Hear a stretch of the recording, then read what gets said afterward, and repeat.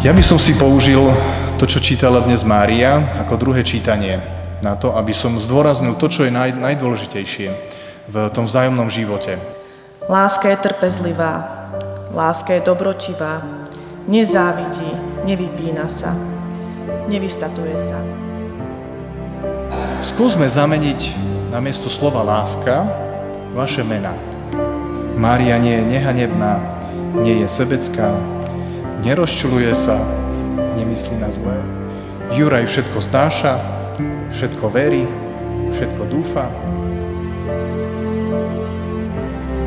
Na základe tohto vznikne to, čo je v závere tohto čítania. Láska nikdy nezanikne. Za chvíľu budete prisahať na kríž. Ja, Juraj, berem si teba, Mária, za svoju manželku. A sľubujem pred všemohúcim Bohom, že ti budem vernou manželkou a že ťa nikdy neopustím ani v šťastí, ani v nešťastí. Ani v zdraví, ani v chorobe. A že ťa budem milovať a ctiť po všetky dni svojho života.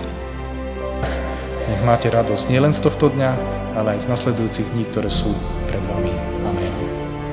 V tejto chvíli vám predstavujem novomanželov Hančaríkových. Môžeme im zatlieskať.